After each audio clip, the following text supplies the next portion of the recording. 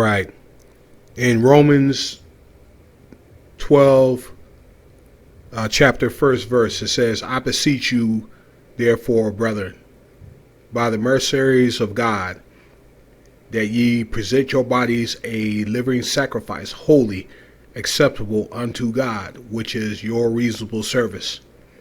In 1 Corinthians chapter 6, 19th verse, what?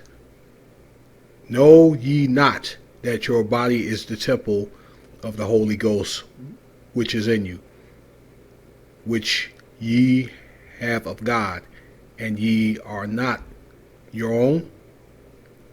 And 1 Corinthians 6:20 says, for ye are bought with a price. Therefore glorify God in your body and in your spirit, which are God's. You know, my mother used to tell me as growing up as a kid that your body is a temple, and therefore it should be taken care of, for which it is a property of God. Okay, it belongs to God, and therefore you should take care of it.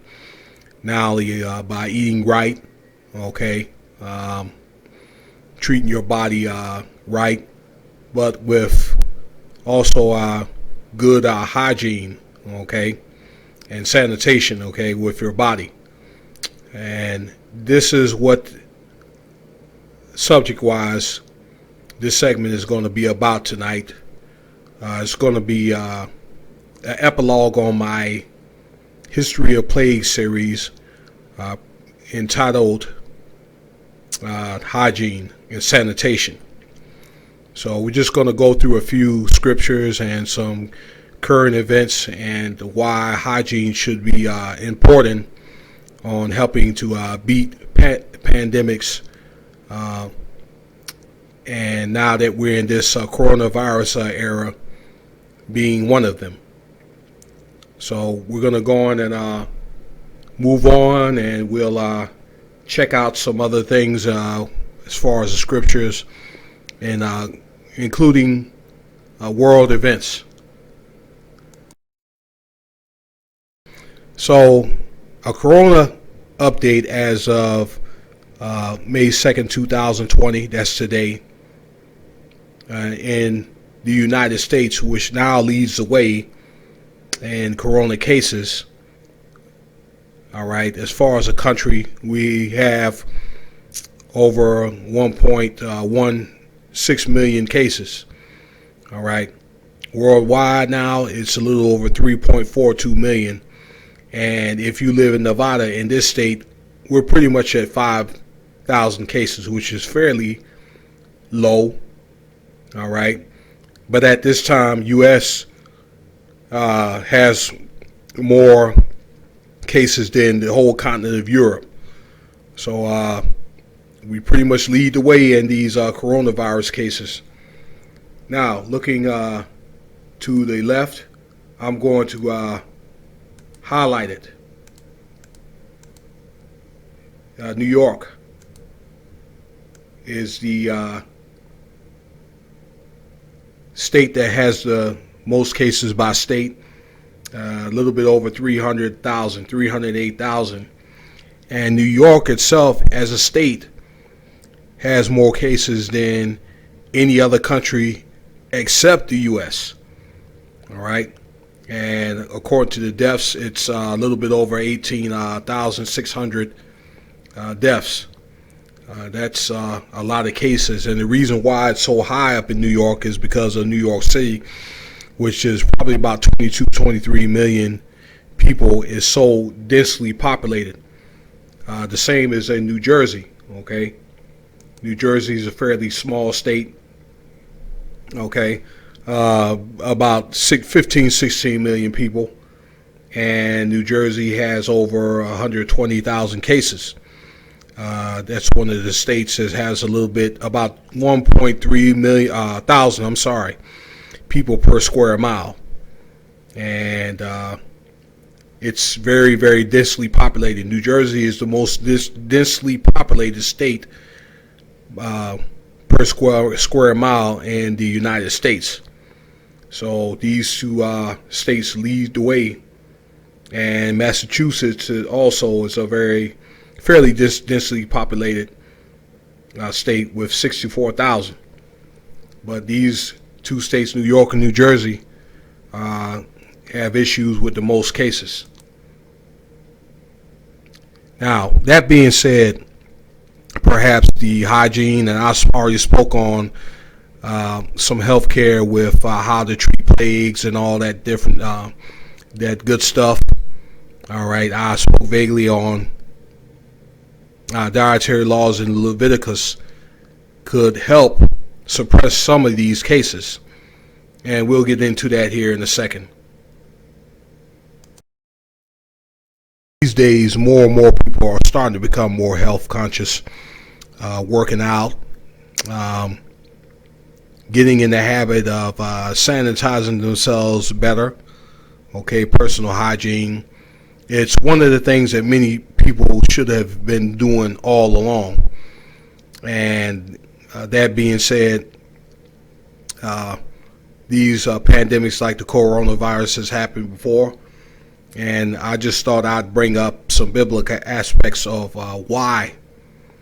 Okay, personal hygiene is important. Okay, this article on Tier Fun Learn that shows scriptures in Leviticus. This is when the Israelites were of a people and just had departed from from Egypt, and many of these dietary laws and healthcare laws, hygiene laws, sanitation, because they had pretty much were concocted by Moses because of how the Egyptians and also the Philistines took care of themselves. Okay, they didn't always eat right. They had sexual immoral behavior. Many of these people were not clean, and these laws came in effect, okay, to avoid certain pandemics such as the plagues of Egypt. Okay, they didn't have these problems. So many of these laws are in Numbers and Leviticus, but particularly Leviticus 11, 13 and 15. And 11, it's 32-40, 13, 29-59, and 15, 1-15, which speaks on isolation and washing, okay, to sanitize and to avoid giving any diseases to others, okay.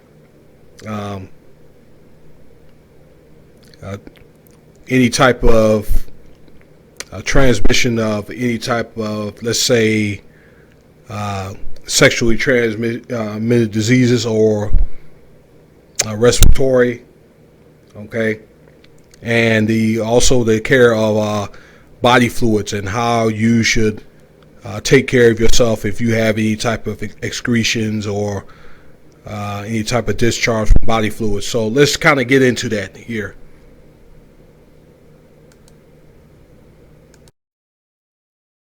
Here's an interesting verse here, and we had to do this while I was in the Army as part of field sanitation if we didn't have any type of porta potties. But this verse in Deuteronomy 23, 12 to 13th verse, it speaks on excretions.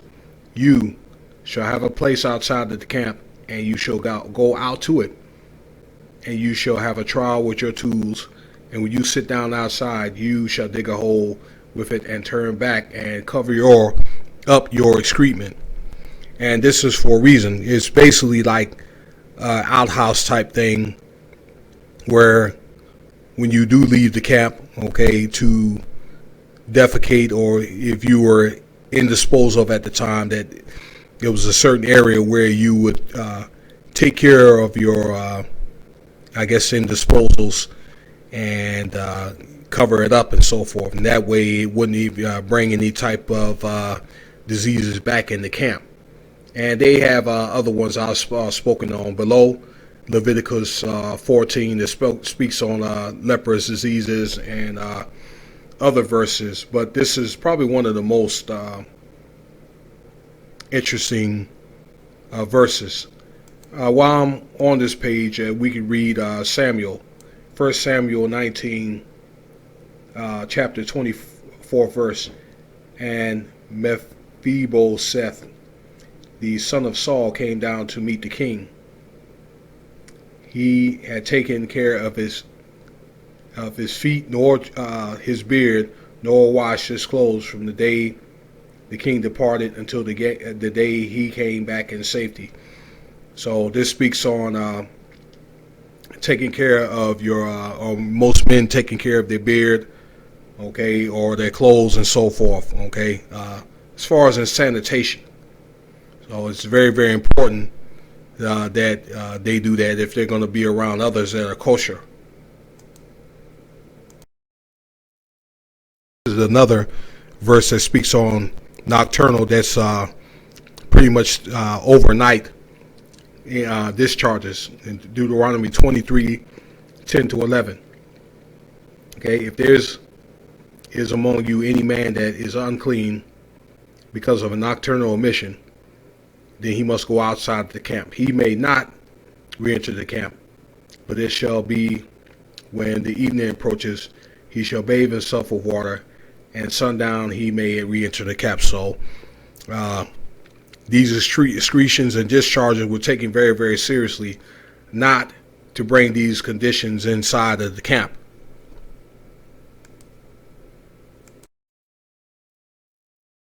(11:32-40) is something you need to read on your own. I'm not going to read it verbatim, but it does speak on unclean foods, how you handle carcasses, okay, be it if it's dead or if you kill animals back in those days. All right. Yeah, that how it handles, how it is handled, and not to touch dead carcasses or treat them with care, or you would not be allowed in the camp, okay, for a certain amount of time. And people back then who handled that type of stuff had to thoroughly sanitize and wash.